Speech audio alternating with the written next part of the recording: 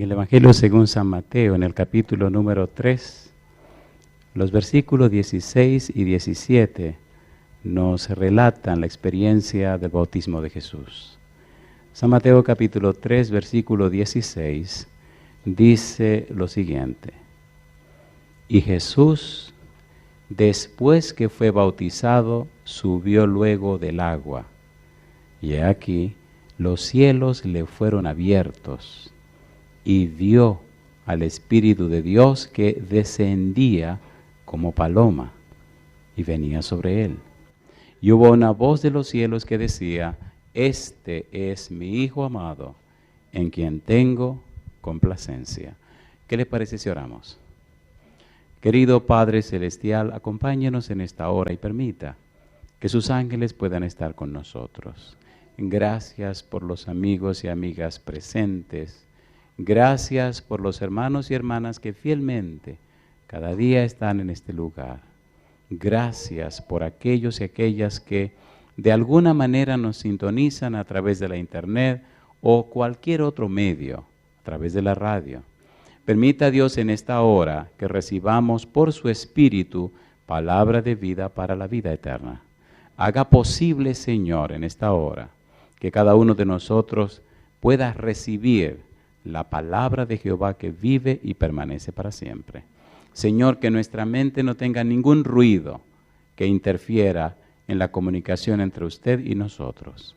Háblenos, Padre, no palabras de hombre, pero sí su palabra que cambia y transforma la vida y los corazones.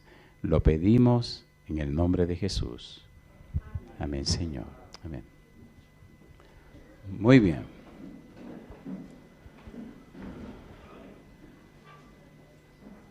Cuando llega el miércoles, hay una sensación en mi corazón de alegría porque pronto estaré en mi casa. Después del miércoles viene el jueves, el viernes, el sábado y el domingo siempre.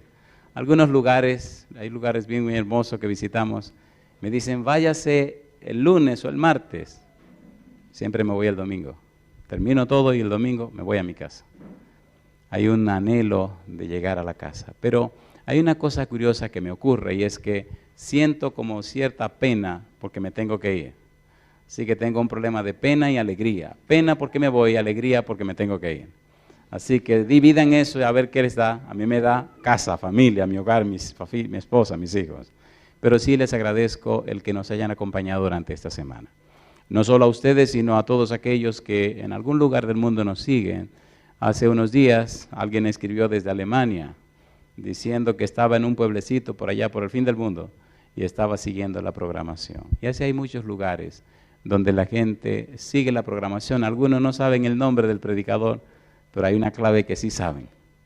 No lo voy a decir. El famoso sí o no.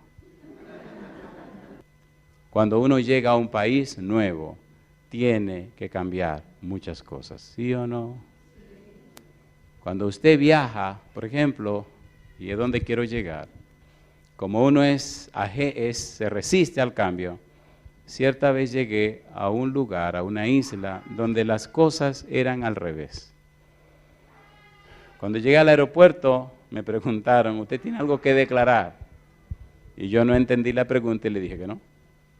Así que pasé. Qué sorpresa la mía cuando llegué al hotel y me preguntó el pastor, ¿y usted no declaró esto? No. Y no le preguntaron si tenía algo que declarar. Digo, sí me preguntaron. ¿Y qué usted le dijo? Que no. Yo no entendí la pregunta, por tanto pasé con lo que llevaba, sin saber que me estaba metiendo en problemas. En la isla todo funcionaba diferente a como yo había visto en mi vida. Ciertas cosas son de una manera, pero en ese lugar la hacían de otra forma.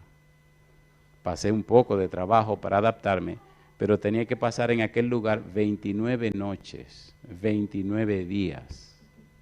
Los carros corrían al revés, así que yo traía la cabeza al revés. Y decía, aquí se va a matar todo el mundo, porque los carros deben correr, los de la derecha por la derecha y los de la izquierda por la izquierda. Pero allí las cosas caminaban de otra manera. Y yo me decía, ¿por qué no chocan? Y es que ellos están adaptados de esa forma. En la vida espiritual ocurre lo mismo. Por eso es tan importante entender lo que vamos a trabajar ahora. La teología del Cordero tiene que ver con lo que Dios ha hecho en nuestro favor. Hoy debemos hablar de algo tan maravilloso que sale de la boca de Dios. Éxodo capítulo 25. Vamos rapidito. Éxodo capítulo 25, versículos 8 y 9. Vamos al siguiente tema. Ya vimos con Abraham la teología del Cordero en Abraham. Ahora vamos a ver la teología del Cordero en el santuario, en el tabernáculo. Nada más y nada menos que hecho a la imagen y semejanza de uno que había en el cielo, o que hay en el cielo. Éxodo capítulo 25, versículo 8 y versículo 9. Dice la Biblia: y harán un santuario para mí y habitaré en medio de ellos conforme a todo lo que yo te muestre. El diseño del tabernáculo y el diseño de todos sus utensilios, así lo haréis. Pregunta número 1, ¿quién habla? Dios. Pregunta número 2, ¿a quién le habla? A Moisés.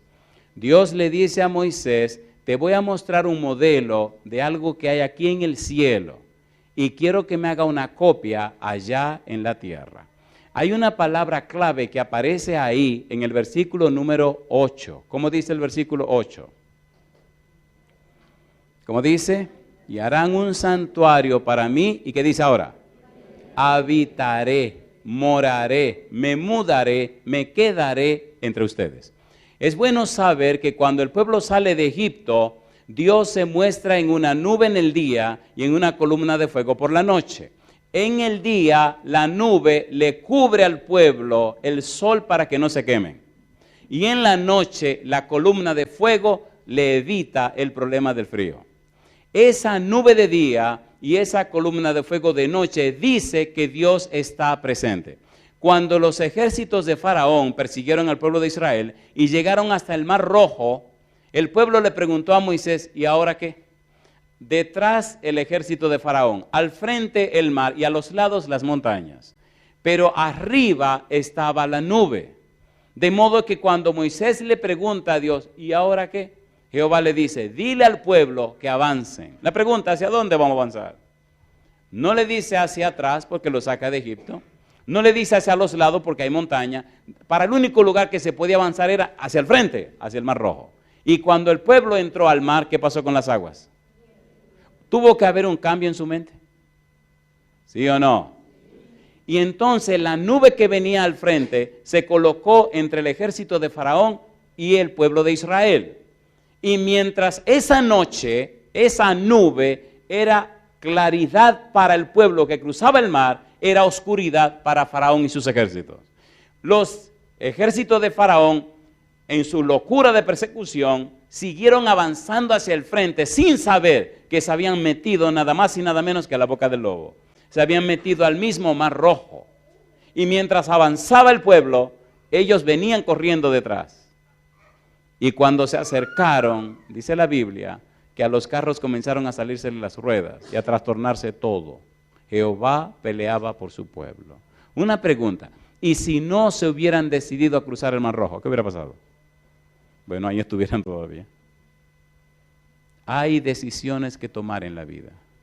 Cuando Dios dice: y habitaré en medio de ellos, está diciendo: y me quedaré entre ellos. Es tan amplio el pensamiento y es tan especial el pensamiento que Dios no solo hizo al ser humano para habitar con el ser humano, sino que lo hizo para habitar en el ser humano. ¿Recuerdan que hablamos del templo del Espíritu Santo? ¿Se acuerdan o no se acuerdan? ¿Se acuerdan que dijimos que somos una casa espiritual? ¿Que somos un templo? Cuando verdaderamente Dios mora en nosotros, entonces lo hace a través del Espíritu Santo. ¿Qué ocurre en la vida de una persona que tiene como huésped, como persona habitando en el Espíritu de Dios? Hay un cambio y una transformación. Mire lo que dice 2 Corintios 3, versículo 18. Vamos rapidito en esto. Porque no es solamente habitar con nosotros, sino habitar en nosotros. Cuando usted es cristiano, cuando usted tiene la experiencia cristiana, tiene que verse esa transformación en la vida suya. 2 Corintios capítulo número 3, versículo 18. Dios quiere morar con su pueblo. Dice el verso 18, por tanto, nosotros todos, mirando a cara descubierta, como en un espejo la gloria del Señor. ¿Qué dice ahora? Somos transformados de gloria en gloria, en la misma imagen, como por el Espíritu del Señor. La idea de habitaré en medio de ellos es, no estoy conforme con estar en la nube, no estoy conforme con estar en la columna de fuego, ahora quiero tener una casa entre ustedes. Y entonces empiezan a preparar el santuario, o en aquel momento el tabernáculo de reunión. Aquel tabernáculo era bien curioso. Afuera, la cerca afuera era de tela y estaba sostenida por algunas barras de metal con unos capiteles de plata y otras cosas que lo sostenían que eran de bronce también.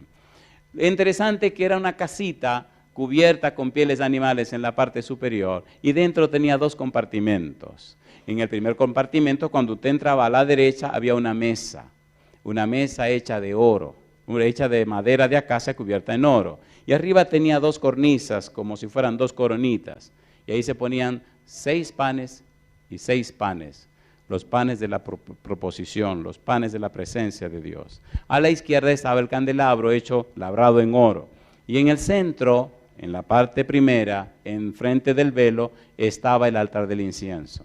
Había un velo y detrás del velo estaba el segundo compartimento donde estaba el arca del pacto. Una pieza, un cajón hecho de madera de acacia cubierto en oro, pero la tapa era de oro completo. Y encima habían 2 querubines que cubrían con una ala sus caras y con la otra cubrían o abrigaban toda la parte superior, conocida como la Santa Shekinah, donde se manifestaba la presencia de Dios. Este tabernáculo Dios lo hizo para que el pueblo tuviera una imagen física de su presencia en medio de ellos.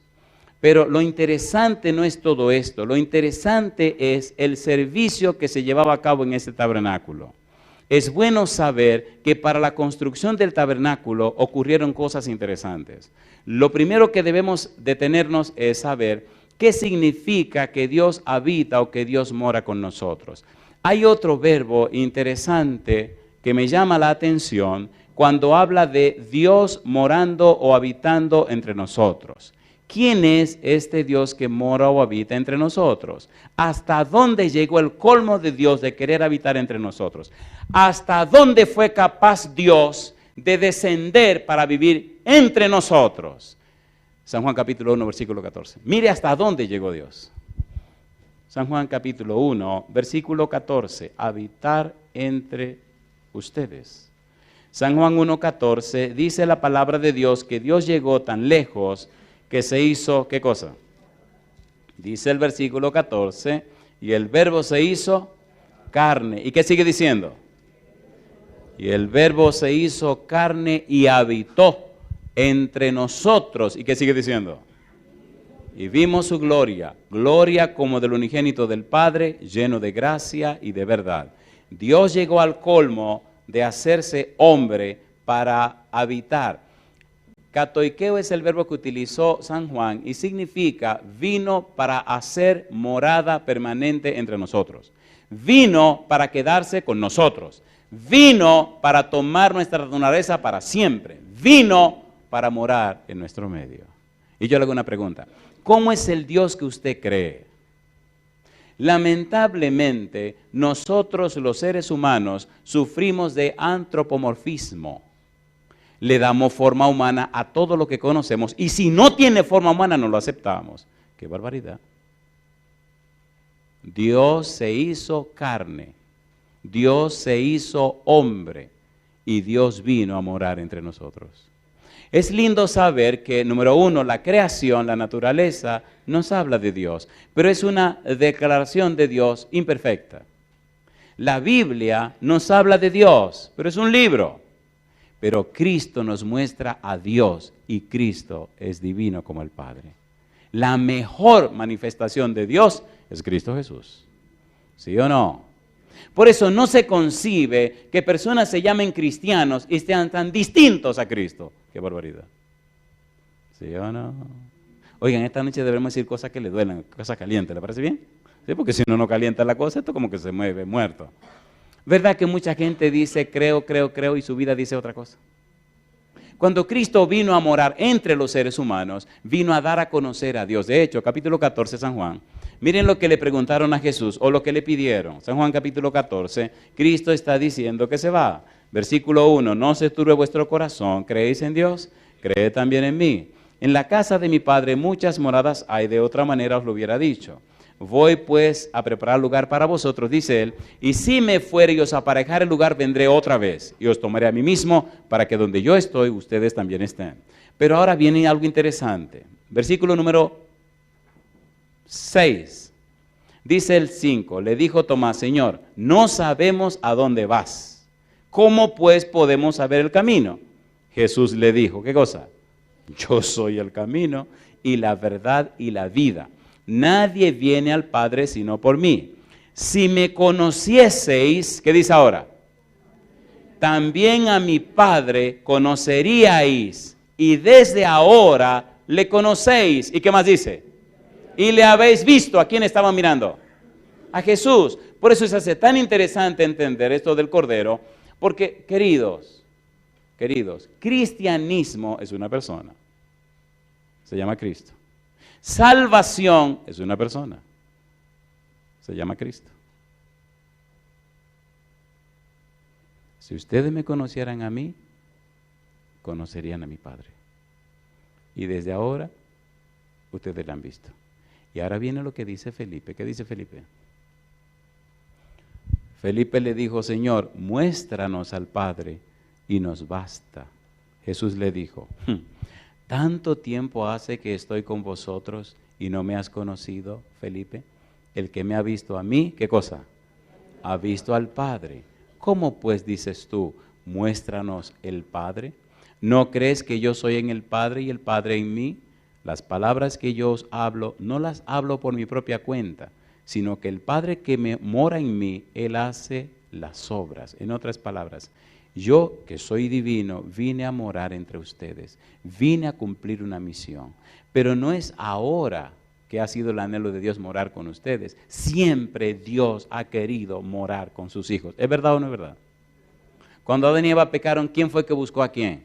Dios buscó a Adán y Eva.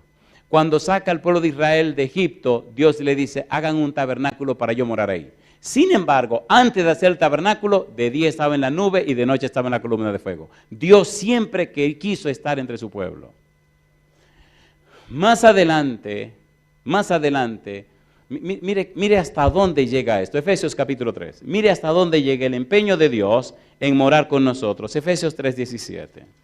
No solamente morar con nosotros, sino morar en nosotros. Y aquí viene la grandeza, la belleza y lo increíble de todo esto. Efesios 3:17, dice el verso 17, para que habite Cristo por la fe, ¿cómo dice? En vuestros corazones, a fin de que, arraigados y cimentados en amor, habite Cristo por la fe en vuestros cardías, en vuestras mentes. Habitar, hacer morada permanente. ¿Qué pasaría con una persona donde Cristo haga morada permanente en su mente? ¿Sería una persona distinta? ¿Cómo era Pedro antes de ser convertido? ¿Cómo era Pedro?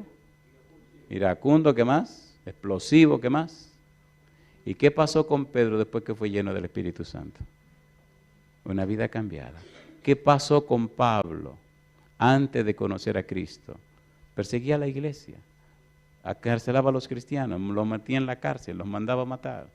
¿Qué pasó cuando se encontró con Cristo? ¿Hubo un cambio o no hubo un cambio? Queridos, el punto está, ¿quién mora en tu mente? ¿Quién reposa dentro de ti? Es bueno ser religioso, pero es maravilloso ser un discípulo de Jesús. El discípulo significa un aprendiz. Discípulo significa alguien que está en un proceso de crecimiento y aprendizaje con un maestro. Un cristiano es un pequeño Cristo, una persona que se parece a Cristo, una persona que refleja a Cristo. En la necesidad del mundo de hoy no es más personas religiosas. El mundo de hoy necesita más personas que reflejen a Cristo, más personas llenas de Cristo, más personas llenas del Espíritu de Cristo. ¿Es así o no es así? La gente quiere creer, pero lamentablemente el enemigo se ha encargado de llenar muchas iglesias con muchas cizañas. ¿Sí o no? ¿Sí o no? Y la cizaña es muy activa, porque tiene mucho trabajo que hacer. Impedir que las ovejas del Señor vengan al rebaño y hacer que las que están dentro se vayan para afuera. ¡Qué barbaridad! Tenemos que estar claros y conscientes qué es lo que nosotros somos. O somos trigo o somos cizaña. O habita Cristo en nosotros o habita otro. En el tabernáculo el empeño de Dios era decir, yo quiero morar con mi pueblo, yo quiero morar con mis hijos. Cuando hubo que hacer el tabernáculo de reunión, cuando hubo que hacer aquel santuario, cuando hubo que hacer aquella tienda de campaña, Dios dijo, miren, vamos a construir esto, pero vamos a hacerlo de la siguiente manera. Yo quiero estar con ustedes. Éxodo capítulo 29, mire lo que dice Dios. Éxodo capítulo 29, el empeño de morar, pero ¿cómo lo vamos a construir? Éxodo capítulo 29, dice la palabra de Dios, versículos 45 y 46. Éxodo 29, 45 y 46. Dice el 45, y habitaré entre los hijos de Israel y seré su Dios. Y conocerán que yo soy Jehová su Dios, que los saqué de la tierra de Egipto para habitar en medio de ellos. Yo, Jehová, su Dios. Yo le hago una pregunta. ¿Le gustaría a usted que Dios morara en su casa? ¿Usted está seguro? Hago la pregunta de nuevo. ¿Le gustaría a usted que Dios morara en su casa? ¿En qué lugar de su casa? La Biblia dice que Dios quiere morar con nosotros. Y la Biblia dice que Cristo quiere morar en nosotros. Todas las casas tienen habitaciones. Bueno, por lo menos así debe ser. Ahora, ¿cuál es la habitación de su casa donde usted le diría a Cristo que no entre?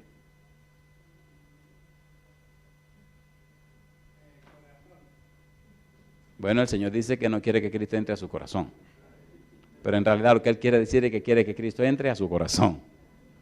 Y en este lugar, corazón sería en su mente. ¿Me están entendiendo, por favor? Me estoy dando a entender. Cuando Cristo viene a morar en nuestra casa, viene a morar con nosotros, debemos darle una libertad para moverse por toda la casa. ¿Es así o no es así? Cuando se mueve por toda la casa, cuando vemos el empeño de Dios de morar con nosotros, la gente se da cuenta que Dios vive en nuestra casa y también sabe que vive en nosotros. Busque un espacio en su casa y dedíqueselo a Dios. Cuando Dios mora en tu casa y tú sabes dónde lo ubicaste, entonces la casa se convierte en algo diferente, algo distinto. ¿Es así o no es así? ¿Es así o no es así? Miren lo que ocurrió y cómo construyeron aquello. Capítulo 25, versículo 38, Éxodo. Éxodo capítulo 25, versículo número 38. Dice el verso 38. Éxodo 25, 38. Allí comienza Dios, se comienza a describir todo lo que había que hacer en el santuario, 38, 39, pero en el 36, capítulo 36, versículo número 6, comienzan otros detalles que rápidamente debemos ver. Capítulo 36, versículo número 6. Éxodo 36, 6, ¿cómo dice? Entonces Moisés mandó pregonar por el campamento diciendo, ningún hombre ni mujer, ¿qué cosa? Haga más para la ofrenda del santuario, así se le impidió al pueblo ofrecer más. Todos los capítulos anteriores trajeron tantas ofrendas para el santuario que Moisés dijo, ya no traiga más, ya con lo que dieron es suficiente. ¿Por qué la gente apoyó la construcción del santuario? Porque era para la morada de Dios. Levantado y comenzando a trabajar en el santuario, la gente tenía una imagen en su mente del lugar donde Dios habitaría. Cuando en tu casa tú separas o apartas un lugar para la morada de Dios, tus hijos comienzan a tener en su mente una idea física del lugar o espacio donde Dios está morando en la casa. Los antiguos paganos utilizaban la palabra lar o laris para definir lo que era un hogar. El lar o laris era el espacio de la casa donde se colocaban las estatuillas de los dioses paganos. Con el tiempo tomaron el lar o laris o altar y empezaron a distribuir estatuillas paganas por toda la casa. La palabra hogar, que viene del término antiguo lar o laris, entonces se difundió por toda la casa y a la casa donde vive la familia le llamaron hogar. Pero hogar no era para definir la presencia de papá, mamá y los hijos. Hogar era para decir que las estatuillas de los dioses estaban allí. La pregunta entonces, ¿quiere Dios morar entre su pueblo? Sí. ¿Quiere Dios morar en tu casa? Sí. ¿Quiere Dios morar con los tuyos? Sí. Pero asegúrate en la casa que tú puedas pensar en tu mente ¿Qué parte de mi casa la he dedicado especialmente para que Dios more con nosotros? Cuando eso ocurre, hay un espacio en tu mente que te dice, Dios está en mi casa. ¿Pero dónde? Está en la primera sala. Cuando usted entra a la casa, a la derecha, ahí dedicamos ese lugar para la morada de Dios. Él puede moverse por toda la casa, no hay llave en ningún lugar, pero Él tiene un lugar en mi casa donde Él mora. Dios quiere morar en tu casa y quiere morar en tu corazón. Y cuando eso ocurre realmente, entonces ya no eres tan religioso, pero eres más cristiano. No eres tan religioso, pero eres mejor creyente. En tu vida comienza a verse y en tu familia que verdaderamente Dios mora en tu casa. ¿Se entiende o no se entiende? ¿Se entiende o no se entiende? Los hijos tienen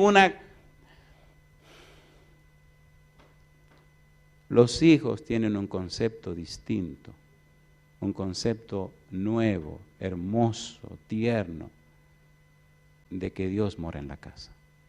Y usted también se frena de darle rienda suelta a sus impresiones y emociones, porque Dios mora en la casa. En la mañana temprano, cuando me levanto, bien temprano, y salgo de mi habitación, y voy para mi oficina, siempre tengo que pasar por la sala donde mora el don. Claro, le dimos una sala porque el Señor no duerme. ¿Para qué le voy a dar una cama si Él no duerme? Le doy una sala y ahí se sienta tranquilo y haga lo que Él quiera, pero ahí está su sala. Y cuando paso por ahí, siempre me sonrío, con mucho cuidado, me sonrío y cruzo, nada más me sonrío y cruzo. Y me sonrío y cruzo porque digo, ahí tiene que estar el don sentado porque ese es su lugar. ¿Me están entendiendo? ¿Prometió Dios estar con nosotros todos los días hasta el fin del mundo? ¿Lo prometió o no lo prometió? El santuario que se está haciendo ahora con Moisés es para Él manifestar su presencia. Dice la Biblia, y apresuro porque hay algo muy lindo, quiero terminar la parte final, que cuando se dedicó el tabernáculo, Dios se manifestó, la nube vino y se posó sobre el tabernáculo y todo el mundo tuvo que salirse. Y allí encima de la Santa Shekinah se veía y se manifestó la presencia de Dios. Ahora Dios venía, ahora Dios estaba mudando para estar en la casa, en su casa, con sus hijos. Y entonces se establecieron leyes, ritos y ceremonias. Pero en forma muy especial, lo que nos interesa, había una ceremonia en forma particular que tenía mucho que ver con el Cordero. Recuerde que andamos buscando el Cordero. Había una ceremonia que se celebraba todos los días a las 9 de la mañana y a las 3 de la tarde. Le llamaban sacrificio continuo. Un sacrificio de un cordero en la mañana a las 9 y otro sacrificio de otro cordero en la tarde a las 3.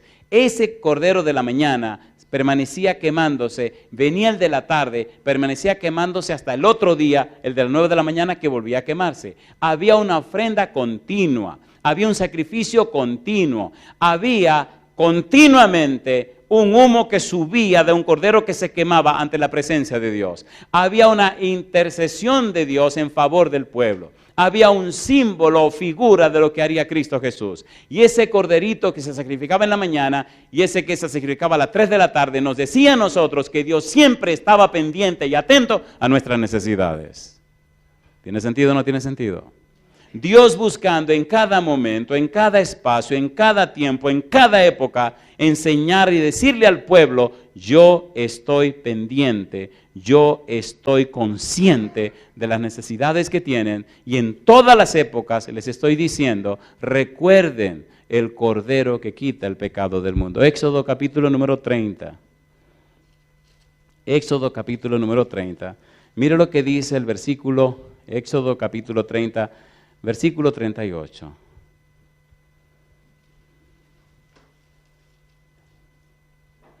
La palabra de Dios es un manantial.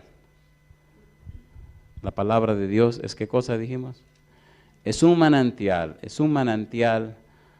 capítulo 29, versículo 38-39. Dice el versículo 38, esto es lo que ofrecerá sobre el altar.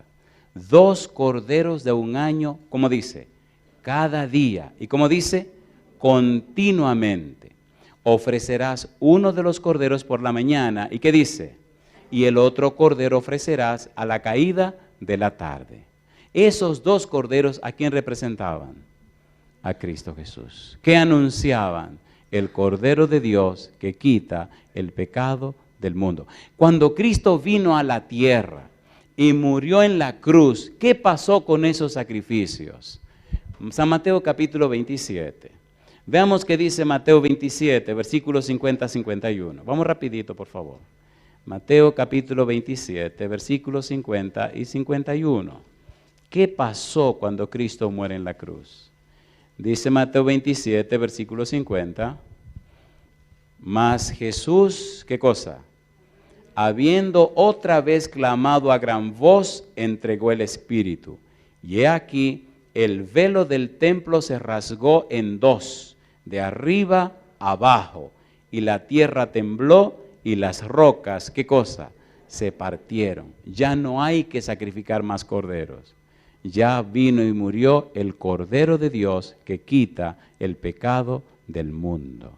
Cuando Cristo viene y muere en la cruz, se consuma lo que estaba ocurriendo en el antiguo tabernáculo y también en el santuario que levantó Salomón y más tarde que restauró Esdras y Nehemías. Todo el sacrificio del tabernáculo, toda la ceremonia del Cordero, del continuo sacrificio, mañana y tarde, anunciaban el Cordero de Dios que vendría. Al morir en la cruz, ese Cordero canceló, anuló y acabó con aquella celebración del Cordero de mañana y de tarde. Ahora entonces, el Señor Jesús, el Cordero de Dios, que murió aquí en la tierra, ahora intercede en nuestro favor. ¿Dónde? En el santuario celestial. Recuerde que el santuario que se hizo en la tierra era una copia de aquel santuario que Dios le mostró a Moisés. ¿Sí o no? Ahora entonces Cristo ministra ¿dónde? En el santuario celestial. Hebreos capítulo 8, versículo 1 y versículo número 2. Hebreos 8, 1 y 2. Pastor, ¿por qué nos está hablando de estas cosas? Te estoy hablando de estas cosas porque si Dios las mostró, algún sentido tiene. Versículo 1. Ahora bien, el punto principal de lo que venimos diciendo es que tenemos tal sumo sacerdote, el cual se sentó a la diestra del trono de la majestad en los cielos, ministro del santuario y de aquel verdadero tabernáculo que levantó el Señor y no el hombre. Ahora Cristo intercede por nosotros en la presencia de Dios en el santuario celestial. Ahora Cristo es el sumo sacerdote allá arriba en el santuario celestial. ¿Y esto de qué me ayuda a mí? ¿En qué me beneficia? Cuando Jesucristo mora en ti, cuando tú te entregas a Jesús, cuando abres la puerta de tu corazón a Jesús, cuando le das derecho legal a Jesús, cuando eres propiedad de Jesús, entonces ocurre algo maravilloso. Hay una persona sentada a la diestra de Dios a quien puedes clamar en todo momento. Capítulo número 4, Hebreos capítulo 4. Mire cómo lo dice el apóstol, como lo dice el autor de Hebreos. Hebreos capítulo 4, versículo número 14. Por tanto, teniendo un gran sumo sacerdote que traspasó los cielos, Jesús el Hijo de Dios, retengamos nuestra profesión, porque no tenemos un sumo sacerdote que no pueda compadecerse de nuestras debilidades, sino uno que fue tentado en todo según nuestra semejanza, pero sin pecado. ¿Y qué dice ahora? Acerquémonos pues confiadamente al trono de la gracia para alcanzar misericordia y hallar gracia para el oportuno socorro. ¿Tiene sentido o no tiene sentido? ¿Tiene sentido o no tiene sentido? ¿Está Dios interesado en nuestras necesidades, sí o no? La vida cristiana es una experiencia con una persona. La persona se llama Dios. La vida cristiana no es solamente la consecución de el conocimiento o la llenarse de información o de datos. No. La vida cristiana es más que eso. La vida cristiana es diariamente relacionarse con un ser divino llamado Dios, relacionarse con un ser divino llamado Cristo Jesús, estar lleno de una persona divina llamada Espíritu Santo. Cuando usted tiene esa experiencia, en la vida suya ocurren cosas que no se pueden explicar.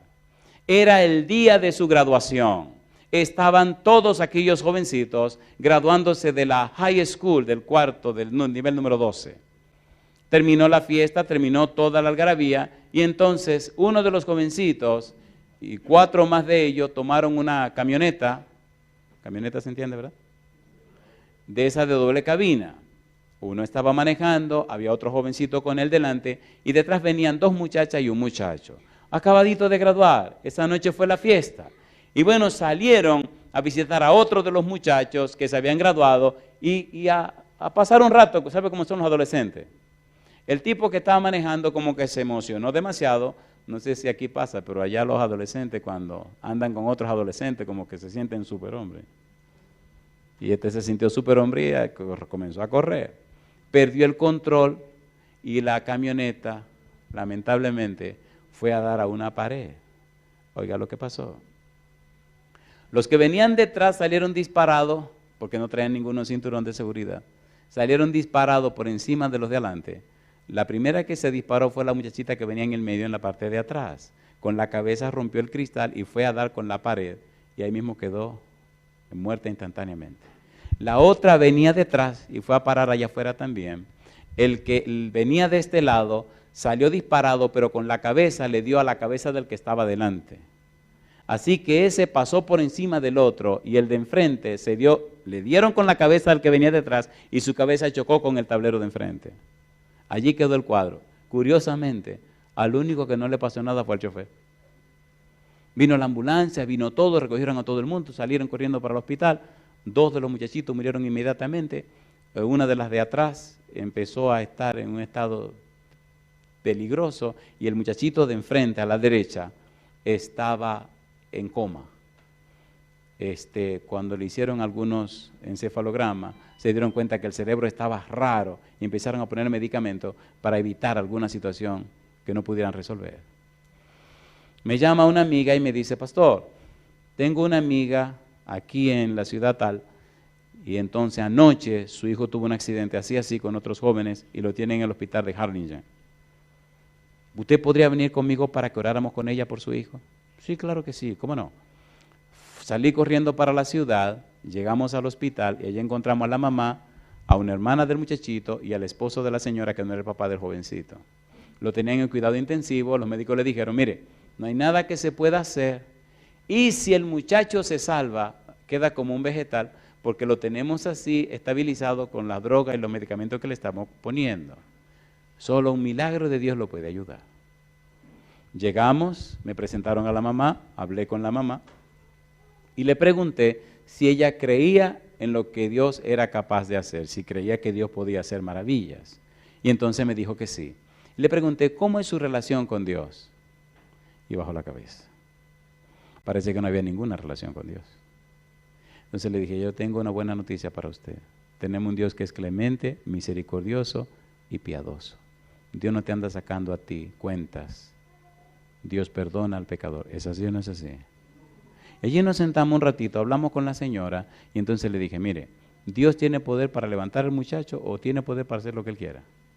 Si el muchacho se despierta y aparece como Dios manda, ¿usted se compromete delante de Dios a ir junto con Él y presentarse ante el Señor y arreglar su vida con Dios? Y ella empezó a llorar y me dijo que sí. Oramos con la señora, entramos a cuidado intensivo, nos dieron el permiso y le pedí que me dejaran solo con el muchacho. El muchacho estaba allí boca arriba con muchísimos aparatos, pero solamente. Yo le hago una pregunta. ¿Las promesas de Dios son fieles y verdaderas? ¿Son fieles y verdaderas?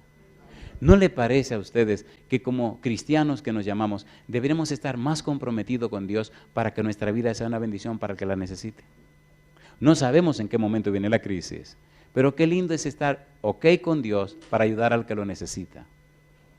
Me arrodillé delante de la cama, me presenté delante de Dios y le dije a Dios, Señor, aquí estamos. Usted sabe que yo no soy nadie, no tengo ningún poder ni nada. Estoy aquí porque me lo pidieron. Este muchacho adolescente, Señor, empezando a vivir, qué maravilloso sería que este muchacho se levantara de la cama, que tuviera una segunda oportunidad, que pudiera ir a la universidad y estudiar, y que se anunciara por todas partes que usted lo levantó de una situación imposible. Ahí seguí hablando a Dios, porque uno como que a veces quiere darle la mente al Señor y darle ciertos consejitos a Dios, pero seamos honestos, cuando esas cosas ocurren, ¿hay gente que cree o no hay gente que cree? Se le hace más fácil a la gente creer. Terminé de orar, me levanté, tomé mi aceite, apliqué al muchacho el aceite, salí de allí, salí lloroso porque yo tengo hijos adolescentes también. ¿Se imagina que hubiera sido un hijo mío? ¿Cuántos tienen su mamá viva? ¿Y cuántos tienen su mamá que ya falleció? Estamos casi igual. ¿Verdad que se siente cuando la mamá se muere? ¿Se siente o no se siente? Sin embargo, los que mueren en Cristo no morirán para siempre. Y los muertos en Cristo resucitarán primero. Cada día yo recuerdo el deceso, la muerte de mi mamá.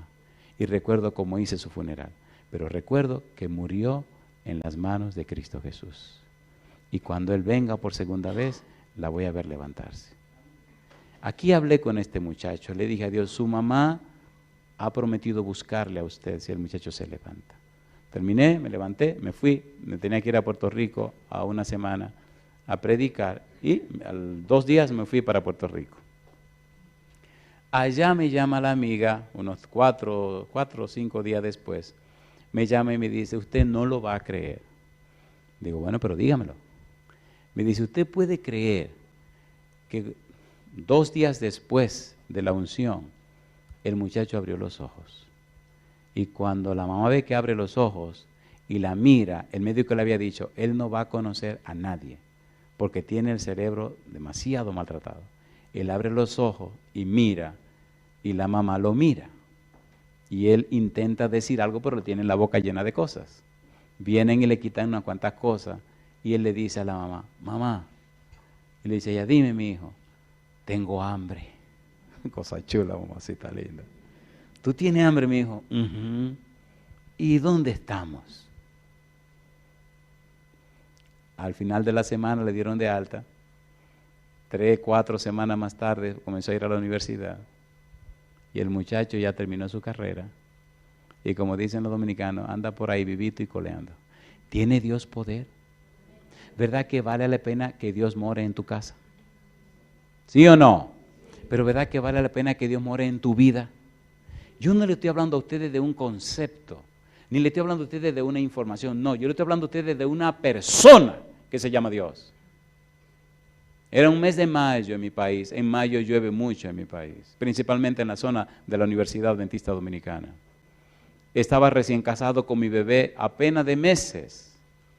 Un bebé, ¿han visto el muñequito de una llanta que venden por ahí, que tienen, no digo el nombre de la llanta para no promoverla? Así era este chiquito de la casa. Era gordito, fuerte, pero una cosa rica. Y una madrugada comienza a quejarse en su cuna. En casa había una ley, lamentablemente impuse yo la ley, que mi esposa atendía el bebé de día y yo lo atendía de noche. Oiga, después tuve que hacerme el valiente, porque a cualquiera se le va el santo al cielo.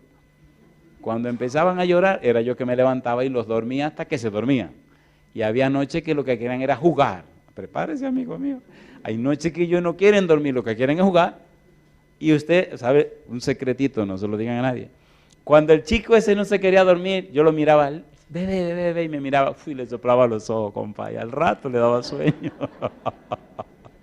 Una noche me asusté porque le soplé los ojos y como que se confundió con la respiración. Digo, ay, mamacita linda. Entonces después cogió el ritmo otra vez. Pero esa noche voy a la cuna. Le estoy hablando a ustedes de hechos reales, porque yo no quiero presentarle un concepto. Tenemos un Dios que es real, que está vivo, pero la gente no creerá si usted no lo vive. Lo que usted vive no se lo pueden contradecir. Los argumentos se lo pueden contradecir, pero lo que usted ha vivido, ¿cómo se lo pueden contradecir? Y voy a la cuna y está el chiquito, y cuando ve a papi, se sonríe, pero está rojito de fiebre. Y cuando lo agarro y lo levanto, está que quema. Digo, oh, mi negro lindo, tú te estás quemando en fiebre. ¿Y qué fue lo que hiciste? Creo que va a ser un bebé de 9 meses. Y lo pongo entonces rapidito en una cama que había en su habitación. Le pongo una almohada a cada lado, salgo corriendo, en ese tiempo se usaban los pañales, no sé si conocen los pañales. Y voy y lo mojo en agua fría y vengo corriendo, le pongo uno en el vientre y uno en la cabecita, en la frentecita. Y empiezo a mirar a mi negro y empiezo a decirle, Dios mío, por favor. Y afuera cayendo agua, pero en cantidad. Yo no tenía carro, ni siquiera tenía bicicleta, estaba recién graduado. Y no, ¿qué iba a tener? Y el chiquito me miraba y quería sonreírse, pero se sentía mal. Y salía corriendo otra vez, mojaba otra vez y volvía. Y así me pasé como 3 horas. Digo, bueno, las mamás a veces tienen un secreto que uno no tiene. Así que fui y pedí ayuda, compadre. Fui a la habitación y le dije, mi negra, el chiquito tiene una fiebre y no se le quita. Ah, sí. Y esa de una vez se tira y sale corriendo y va. Y mire, me dice, ¿le diste Winazol? Yo no le he dado nada, yo le estoy bajando la fiebre. Y viene y le da unas gotitas. ¿Y qué va? Y viene y no funciona nada, compadre. Y el chiquito con la fiebre se le bajaba un poquito con los paños y ya. Y el aguacero allá afuera, porque no hay manera de sacarlo al agua, si lo saco al agua se me muere. Y entonces llegamos al momento crítico. Entonces le dije, ok, ve, acuéstate. Imagínense decirle a una mamá que se vaya a acostar con el bebecito en esa situación. Y me mira ella con cara como, ¿y qué es lo que tú me estás diciendo? ¿Cómo que me acuesto? Le dije, mi negra, ve, acuéstate. Ella me conoce bien. Dice, te voy a esperar sentada en la cama. Yo, sí, pero vete. Y se fue. Cerré la puerta de la habitación, le quité los pañales al chiquito de la frente y del vientre. Me arrodillé delante de la cama, lo miré, me miró, se quiso sonreír. Me arrodillé y le puse la mano a mi bebé. Y le dije, mira Dios, mañana yo tengo que ir a trabajar a la universidad. Casi no estoy durmiendo todos estos días porque estoy teniendo el cabezón que cuando era una cosa es la otra. Pero esta noche yo no me siento bien. Yo no tengo un carro para salir corriendo al hospital. Hemos hecho todo lo que podemos hacer. Ya no hay nada más que podamos hacer. Hicimos lo que podíamos hacer. He estado orando, pero de una manera deportiva. Señor, pásale la mano al bebé, Señor, pero ahora no es deportiva, Señor, ahora es en serio. Por favor, Señor, le ruego, por favor, que usted le quite la fiebre a este muchacho. Cuando yo me levante, que el bebé esté dormido, sin fiebre, para acostarlo al lado de su mamá y que ella pueda dormir también. Yo le dediqué mi vida a usted. Acepté su llamado de predicar el Evangelio y voy a vivir solo para usted. Yo no puedo perder mi tiempo de esta manera. Y seguí hablando.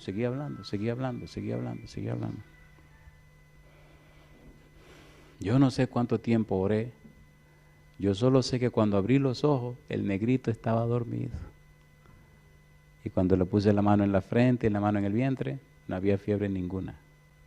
Lo tomé, lo cargué, lo abracé, lo apreté fuerte en mi pecho. Y fui al cuarto. ¿Quién estaba sentada en la cama? Me dice ella, ¿y qué pasó? Digo, toma, aquí está el negrito, ya no tiene fiebre. ¿Y qué fue lo que hiciste?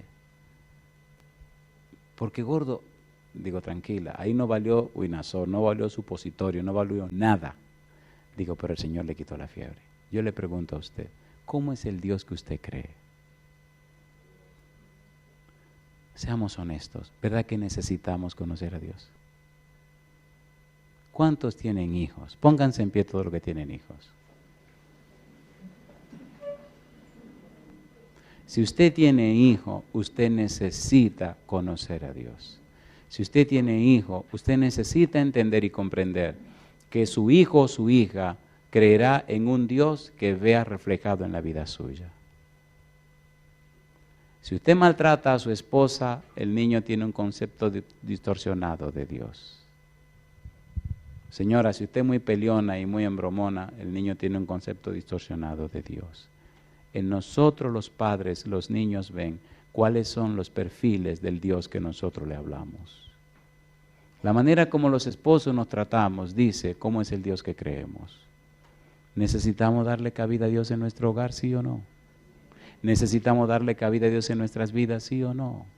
Cuando Dios viene a nuestras vidas, hay un cambio real en nosotros que se manifiesta en nuestra manera de vivir. Y nuestra forma de vivir le dice a la gente entonces cómo es el Dios que nosotros creemos.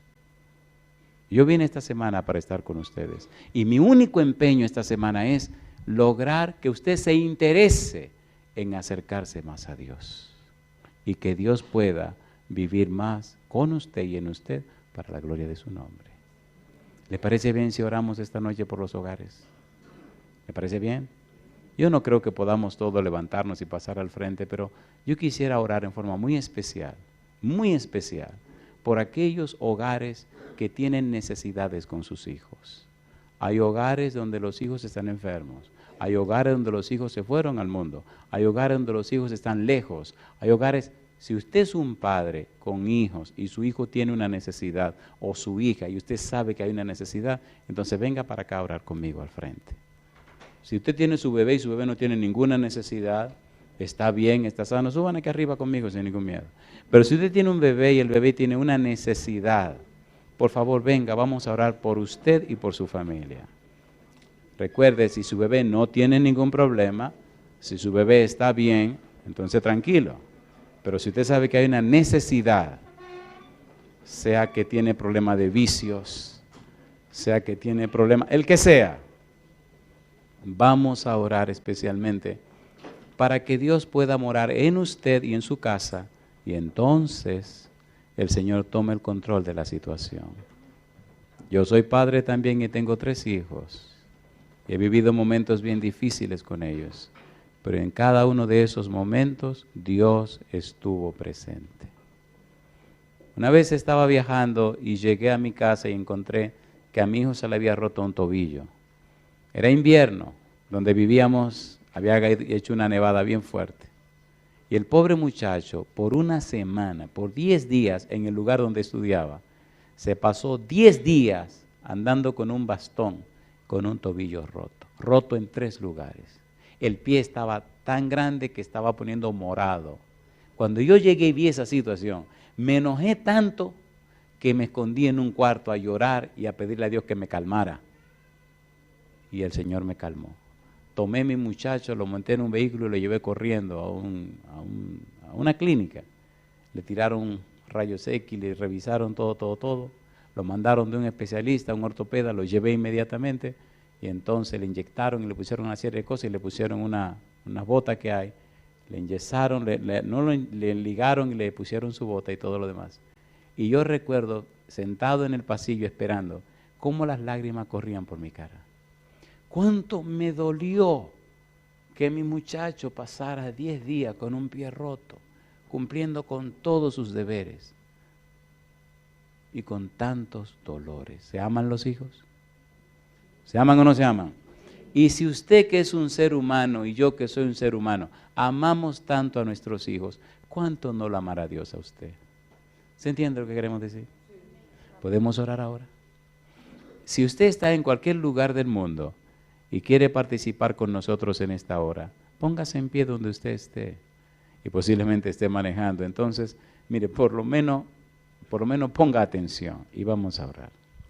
Querido Padre Celestial, agradecemos su empeño, su interés en morar con nosotros. Agradecemos, oh Dios, su palabra. Agradecemos la construcción de aquel santuario, de aquel tabernáculo, copia del santuario celestial.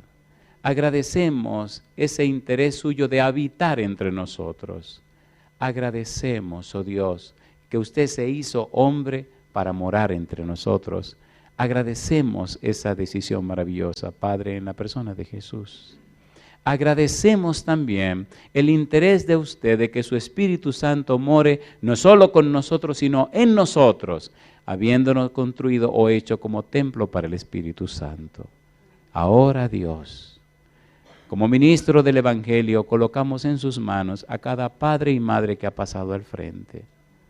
Lo han hecho porque alguna necesidad tienen sus hijos.